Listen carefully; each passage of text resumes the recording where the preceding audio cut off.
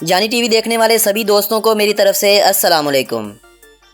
دوستو یہ بات ہے 12ویں صدی کی، جب وسط جاپان سے کچھ لوگوں نے مشرق کی جانب ہجرت کرنا شروع کر دی۔ ساحل سمندر پر جا کر ان لوگوں نے اپنے اپنے ڈیرے ڈال لیے۔ یہ لوگ سمندر پر جاتے، مچھلیاں پکڑتے، واپس اپنے گھروں میں آ کر سو جاتے۔ زندگی بڑی پرامن گزر رہی تھی۔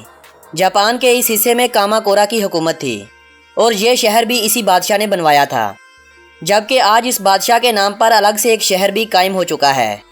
کاماکورا اپنے قبیلے والوں کے ساتھ جب یہاں پہنچا تھا تو اس مقام پر ایک دریا سمندر میں گر رہا تھا۔ یہ منظر دیکھتے ہی کاماکورا کے منہ سے بے اختیار نکل پڑا ایدو، ایسی جگہ جہاں دریا سمندر میں کھل رہا ہو، جاپانی اسے ایدو کہتے ہیں۔ وقت گزرتا گیا، لوگ ہنسی خوشی مچھلیاں پکڑ کر اپنی زندگی گزار رہے تھے۔ سن 1600 عیسوی چل رہا تھا۔ جاپان کے اس حصے میں آخری جاگیردارانہ فوجی حکومت قائم ہو چکی تھی۔ اس سلطنت کو تاریخ میں توکوگاوا شگون شاہی کہا گیا ہے۔ توکوگاوا در حقیقت جاپان میں بسنے والا ایک قبیلہ ہے اور اسی قبیلے کے نام پر یہ حکومت قائم تھی۔ اس قبیلے والوں کی جانب سے جب کسی فوجی ماہر کو اعلیٰ ترین عہدے پر فائز کیا جاتا تھا، اسے شگون کہا جاتا تھا۔ توکوگاوا آئیسو کو جب اس سلطنت کی فوج کا سربراہ بنایا گیا تو اس نے ایدو نامی اس شہر کو فوجی قلعے کے طور پر استعمال کیا اور ان دنوں سلطنت کے دارالحکومت کا درجہ کیتو شہر کو حاصل تھا، مگر جغرافیائی اعتبار اور فوجی طاقت ہونے کی وجہ سے اس شہر کو ہی دارالحکومت کے مقصد کے طور پر استعمال کیا جاتا رہا۔ سن 1867 میں جب شگون حکومت کا خاتمہ ہوا تو اگلے سال ایدو شہر کو ملک کا نیا دارالحکومت بنایا گیا۔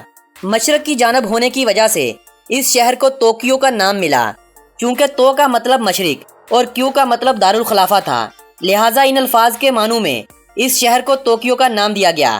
تاریخ گواہ ہے کہ اس شہر نے اپنے قیام کے وقت سے آج تک ایسے حادثات سہے ہیں جو کبھی کسی شہر کے پل بھر میں خاتمے کا سبب بن جاتے ہیں۔ 1 دسمبر 1923 ہفتے کا دن تھا، دوپہر کا وقت تھا۔ ٹوکیو کے جنوب کی طرف 80 کلومیٹر کے فاصلے پر زمین پھٹ پڑی۔ ہر طرف عمارتیں زمین بوس ہو چکی تھیں۔ ریکٹر سکیل پر اس زلزلے کو 8.3 کی شرح سے ماپا گیا۔ اس زلزلے کے بعد ٹوکیو شہر کی 75% عمارتیں ناکارہ ہو چکی تھیں۔ اس وقت ٹوکیو شہر کی آبادی 45 لاکھ کے لگ بھگ تھی۔ کم و بیش اس حادثے میں 1.5 لاکھ افراد موت کی وادی میں اتر چکے تھے، مگر اس شہر اور اس شہر کے باسیوں نے ہمت نہیں ہاری۔ ایک نئے جذبے اور لگن سے اس شہر کی تعمیر و ترقی کے لیے ہر کسی نے بڑھ چڑھ کر حصہ لیا۔ کیا خبر تھی کسی کو کہ ان کی یہ محنت بہت جلد بیکار جانے والی ہے۔ ابھی پہلی جنگ عظیم کا اثر ختم نہیں ہوا تھا کہ دوسری جنگ عظیم کی تیاریاں شروع ہو چکی تھیں، مگر ان سب سے بے خبر اہل ٹوکیو ایک دفعہ پھر سے تباہ و بربادی کے دہانے پر پہنچ چکے تھے، کیونکہ اب ان پر وہ وقت آنے والا تھا جب امریکہ اور چین کے طیارے اس شہر کو تباہ کرنے کی سوچ رہے تھے، اور پھر 18 اپریل 1942 کے روز یہ سوچ حقیقت میں بدل دی گئی۔ دوسری جنگ عظیم میں جاپان کا سب سے پہلے تباہ ہونے والا شہر بھی یہ ٹوکیو شہر ہی تھا۔ تاریخ میں امریکہ اور چین کے اس حملے کو ڈو لٹل ریڈ یا ٹوکیو ریڈ کہا گیا ہے۔ نومبر 1944 میں ایک دفعہ پھر سے اس شہر کو نشانہ بنایا گیا اور ان 2 سالوں میں ہونے والے حملوں میں صرف ٹوکیو شہر میں 1 لاکھ سے زیادہ لوگ مارے گئے تھے، جبکہ 10 لاکھ سے زیادہ لوگوں نے نقل مکانی کر لی تھی۔ کہا جاتا ہے کہ اس وقت کی جاپانی حکومت نے پڑھے لکھے افراد اور اساتذہ کو محفوظ مقامات پر منتقل کر دیا تھا، کیونکہ ان کا ماننا تھا کہ اگر اساتذہ نہ رہے تو پوری قوم مل کر بھی وہ مقام حاصل نہیں کر سکتی جو ایک استاد کا ہوتا ہے، اور اگر اساتذہ بچ جاتے ہیں تو پھر یہ ایک ترقی یافتہ قوم دوبارہ بنا سکتے ہیں۔ یہ اس وقت کی جاپانی حکومت کا وہ عظیم فیصلہ تھا جس نے جاپان کو تباہ و برباد ہونے کے باوجود بھی کمزور نہیں ہونے دیا۔ دوستو 1964 میں پہلی دفعہ اس شہر کو سمر اولمپکس کا میزبان بنایا گیا تھا۔ 1970 سے 80 کی دہائی تک دنیا کی بڑی بڑی کمپنیوں نے اپنے دفاتر اس شہر میں کھول لیے تھے، اور یہی تھا اس شہر میں جاپان کی کامیابی کا راز۔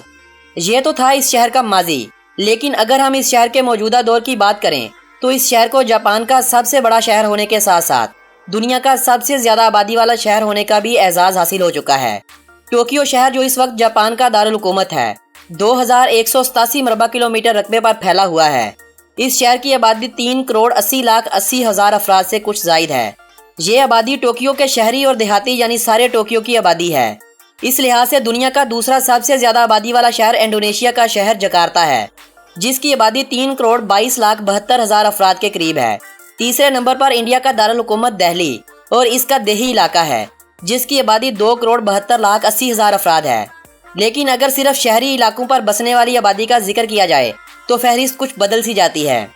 जापान के सबसे बड़े और सबसे ज्यादा आबादी वाले जजीरे होन्शु पर वाक़ टोक्यो नामी इस शहर के बारे में अगर दिलचस्प हक़ाइक़ की बात की जाए तो ये जापान का वो शहर है जहां पर हर साल नाकीज़ूमो क्राइंग फेस्टिवल के नाम पर बच्चों को रुलाने का एक मुकाबला मुनक्किद करवाया जाता है, जिसमें वालिदैन अपने बच्चों के हमरा मुकाबले में शिरकत करते हैं और अपने बच्चों को हर मुमकिन तरीके से रुलाने की कोशिश करते हैं। सबसे ज्यादा देर तक रोने का फैसला करने के लिए साथ एक रेफरी भी होता है। जीतने वाले बच्चे को 15,000 जापानी येन और बेशुमार तोहफे दिए जाते हैं। टोक्यो शहर में हर साल अप्रैल के महीने में होने वाले इस त्यौहार को अब बहुत ज़्यादा मकबूलियत मिल चुकी है, लेकिन वहीं पर बहुत से अफराद इस अमल को इंसानियत की तजलील होना भी कहते हैं और इस त्यौहार में शिरकत करने से गुरेज करते हैं। दोस्तों, आज का टोक्यो शहर इतना बड़ा है कि इसे इंतज़ामी तौर पर चलाने के लिए इसे 23 तहसीलों में तकसीम किया गया है। हर तहसील को शहर का दर्जा दिया गया है और हर शहर को चलाने के लिए अलग अलग से इंतखाबात के जरिए सिलेक्शन होती है। 664 मीटर बुलंद टोक्यो स्काई ट्री टावर को दुनिया का सबसे लंबा ब्रॉडकास्टिंग टावर होने का एजाज़ भी हासिल है। शायद आपको इस बात का इल्म ना हो कि जापान की 3 बड़ी यूनिवर्सिटीज़ में उर्दू की तालीम व तदरीस के लिए शोबे भी कायम हैं। इन 3 बड़ी यूनिवर्सिटियों में से 2 टोक्यो शहर में कायम हैं। अब आप यहाँ ये बात सोच रहे होंगे कि भला जापानियों के इस शहर में उर्दू क्यों कर होगी, तो आपके इस सवाल का जवाब भी मैं देता चलूँ कि जापान में अंदाज़न 10,000 पाकिस्तानी तालीम और मुलाजमत की गर्ज से वहाँ पर मुकीम हैं। पाकिस्तानी जो अपने बच्चों को उर्दू तालीम दिलवाना चाहते हैं, उनके लिए उर्दू और इंग्लिश में अलग से स्कूल भी कायम हैं। उर्दू के शोबों का जापान की 3 बड़ी यूनिवर्सिटीज़ में होने की असल वजह जापानी सनतकारों की दूरअंदेशी है, क्योंकि उन्हें अपनी मसनूआत बेचने के लिए तकरीबन 4 करोड़ उर्दू बोलने या समझने वालों से वास्ता पड़ता है। चूँकि जापानी अंग्रेज़ी ज़ुबान पर ज़्यादा अबूर नहीं रखते, इसलिए वो अपने शहरियों को उर्दू सीखने के मौके फराहम करते हैं ताकि आगे चलकर यही तुलबा उनके मुतरजम के काम सर अंजाम दे सकेंगे। जापान में कमोबेश 10,000 पाकिस्तानी मुकीम हैं, मगर शायद आपको इस बात का इल्म ना हो कि 70 पाकिस्तानियों ने जापानी ख़वातीन से शादी भी कर रखी है। ये पाकिस्तानियों की वो तादाद है जो कानूनी तरीके से जापान में रह रहे हैं, लेकिन 15,000 से ज़ायद पाकिस्तानी ऐसे भी हैं जो गैर कानूनी तरीके से जापान में मुकीम हैं।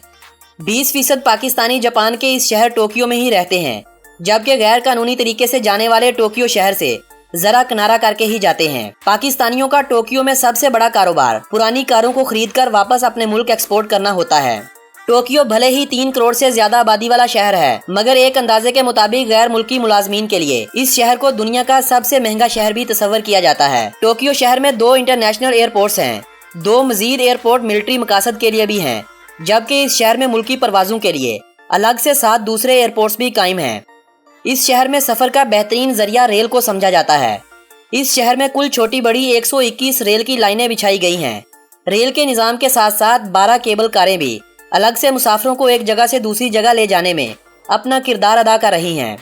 बसें, ट्रैम, टैक्सियाँ और फेरी इन सब के अलावा है जो हर रोज़ हज़ारों मुसाफिरों को एक जगह से दूसरी जगह मुंतकिल करती हैं। दुनिया की सबसे मकबूल 3 कंपनियाँ जो जापान के इसी शहर टोक्यो में कायम हैं और आज दुनिया के कोने कोने में इनका एक नाम बन चुका है, वो कुछ ये हैं।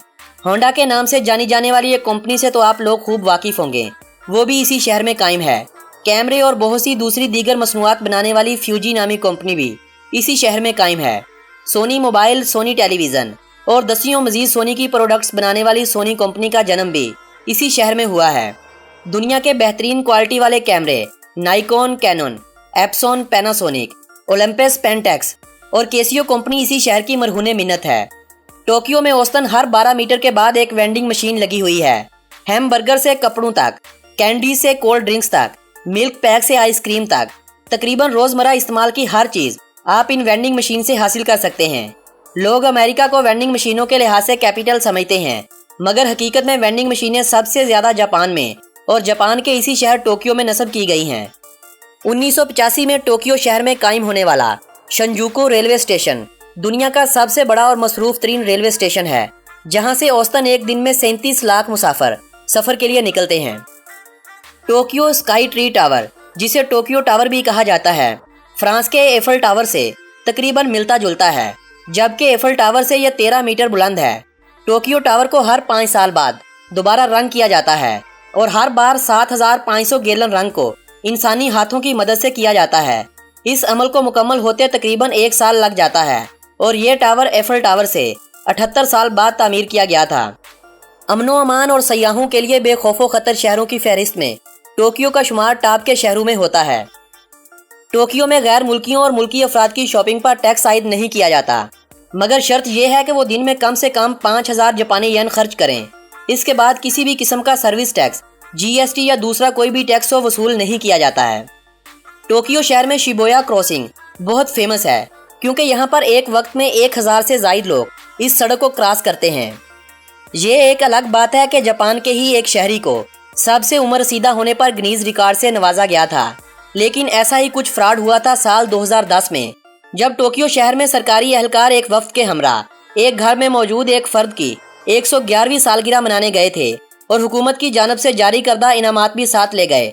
मगर जब वो वहां पर पहुंचे तो ये देखकर हैरान रह गए थे कि जिस बुजुर्ग के लिए वो इतनी तैयारियां करके आए हैं उसे तो मरे हुए 30 साल का अरसा हो चुका है, मगर इसके घर वालों ने उसे मरा हुआ डिक्लेयर ही नहीं किया था, क्योंकि वो इस मरने वाले की हर माह पेंशन ले रहे थे। टोक्यो ने 1940 में यानी जंग अजीम ओवल के आगाज के दिनों में पहली बार ओलंपिक्स खेलों की मेजबानी की थी। कुछ ही सालों में इस शहर को तबाह कर दिया गया, मगर इस शहर ने कई बार दुनिया के आलमी मुकाबलों की मेजबानी भी की है। साल 2020 में एक बार फिर से इस शहर को यह एजाज हासिल होना था, लेकिन कोरोना बीमारी की वजह से इन खेलों को साल 2021 तक मुलतवी कर दिया गया है। शायद आपको इस बात का इल्म ना हो कि दूसरी जंग अजीम से पहले जापान ने वाशिंगटन को चेरी के दरख्त तोहफे में दिए थे। दूसरी जंग अजीम में तबाही के बाद जब इन दरख्तों का इस शहर से वजूद खत्म हो गया तो अमेरिका ने दोबारा से जापान को चेरी के पौधे दिए, जो टोक्यो शहर की दोबारा तामीर के मौके पर लगाए गए थे, और फिर यहीं से मुल्क के दूसरे हिस्सों में इन पौधों को पहुंचाया गया था। दुनिया के 22 ममालिक में कायम 7-Eleven के नाम से मौजूद स्टोर्स जो बहुत मकबूल हैं। आपको पता होना चाहिए कि इन स्टोर्स का आगाज करने वाला एक टोक्यो का रहायशी था, जो बाद में अमेरिका में मुंतकिल हो गया था। यही वजह है कि टोक्यो शहर को 7-Eleven का गढ़ भी माना जाता है, क्योंकि सिर्फ टोक्यो शहर में 2089 7-Eleven स्टोर कायम हैं। क्या आपको मालूम है कि जब हिरोशिमा शहर पर एटमी हमला किया गया था तो 3 घंटे तक टोक्यो में मौजूद हुकूमती एहलकार इस बात से बेखबर थे कि हिरोशिमा अब खत्म हो चुका है, लेकिन आज टोक्यो शहर दुनिया के अमीर 3 शहरों में से एक है। अगर आज इस शहर को सिटी स्टेट डिक्लेयर कर दिया जाए तो इस शहर का शुमार जीडीपी के हवाले से दुनिया भर में पहले नंबर पर होगा। दोस्तों, ये थी दिलचस्प मालूमात पर बनाई गई टोक्यो शहर के बारे में हमारी एक खूबसूरत सी वीडियो। ये वीडियो अगर आप दोस्तों को पसंद आए तो इस वीडियो को व्हाट्सएप ग्रुप्स और फेसबुक वॉल पर लाजमी शेयर करें। इसी के साथ साथ इस वीडियो को लाइक और कमेंट करना हरगिज़ ना भूलें। आप दोस्तों से मुलाकात होगी बहुत जल्द ऐसी ही किसी वीडियो के साथ। तब तक के लिए मुझे दे इजाज़त। अल्लाह निगहबान।